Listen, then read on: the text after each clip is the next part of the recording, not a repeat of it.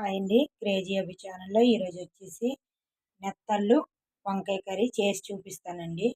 ముందుగా క్లీన్ చేసి పెట్టుకున్న నెత్తళ్ళు, అలాగే కట్ చేసి పెట్టుకున్న వంకాయలు ఇలా సాల్ట్ వాటర్లో వేసి పెట్టుకుంటే నల్లగా అవ్వండి.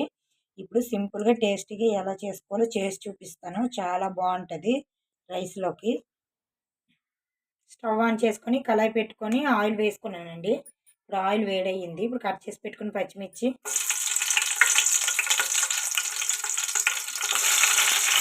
అలాగే కట్ చేసి పెట్టుకున్న ఆనియన్స్,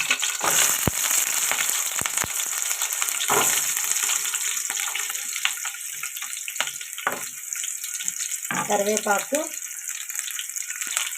ఇప్పుడు ఇది ఫ్రై చేసుకోవాలండి.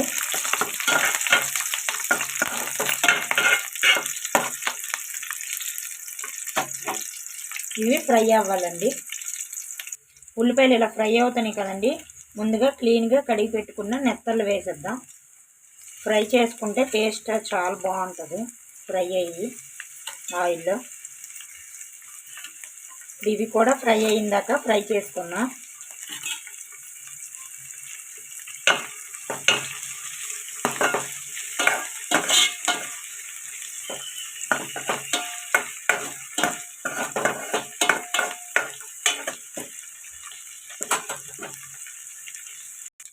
ఇలా ఫ్రై అవుతాయి కదండి. ఇప్పుడు మెత్తళ్ళు ఫ్రై అయ్యాయి. ఇప్పుడు ఇందులోకి 1/2 స్పూను అల్లం వెల్లుల్లి పేస్ట్ వేసుకున్నాం.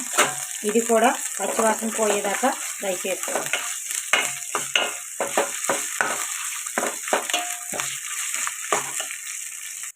అల్లం వెల్లుల్లి పేస్ట్ కూడా ఫ్రై అయిపోయిందండి. ఇప్పుడు కట్ చేసి పెట్టుకున్న వంకాయ ముక్కలు కూడా వేసేద్దాం.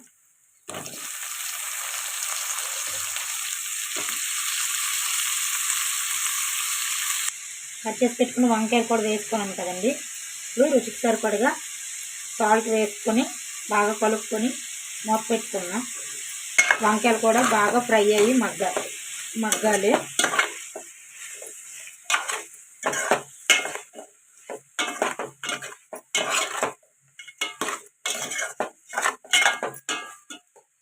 ఇప్పుడు కలుపుకున్నాం కదండి, మూత పెట్టుకొని మగ్గించుకుందాం. ఇప్పుడు మూత పెట్టుకొని మగ్గించుకుందాం. మూత తీసి చూస్తే వంకాయలు ఇలా మగ్గుతున్నాయి కదండి. ఇప్పుడు ఇందులోకి వచ్చేసి కట్ చేసి పెట్టుకున్న టమాటో వేసేసుకున్నాం. ఇవి కూడా బాగా మగ్గి టేస్ట్ బాగుంటుంది టమాటో వేసుకుంటే. టమాటో ముక్కలు వేసుకున్నాం కదండి. ఇప్పుడు ఇవి కూడా బాగా కలిసేలా కలుపుకొని మూత పెట్టుకొని మగ్గించుకున్నాం.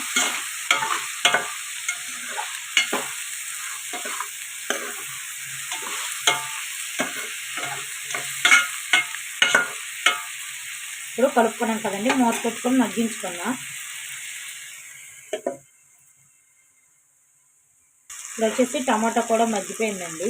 ఇందులోకి కారం యాడ్ చేసుకున్నాం.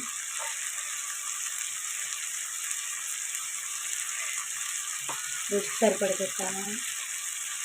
ధనియాల పొడి, పసుపు, ఇప్పుడు ఇవి వేసుకున్నాం కదండి, కలుపుకున్నాం. సింపుల్గా అయిపోద్ది, చాలా టేస్టీగా ఉంటుందండి రైస్లోకి.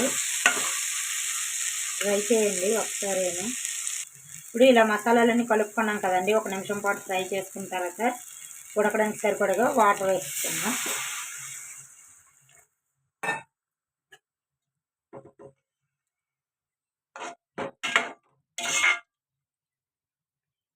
ఇప్పుడు దీనిపైన మూత పెట్టుకొని దగ్గర పడిన దాకా ఉడికించుకుందాం.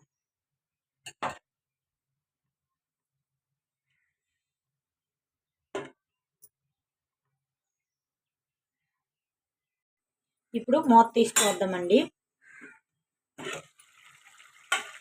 ఇవ్వండి, కూర దగ్గరికి అయిపోయింది. ఇప్పుడు లాస్ట్లో కొత్తిమీర వేసుకుంటూ కలుపుకుంటే రెడీ కర్రీ. చాలా టేస్టీగా ఉంటుంది.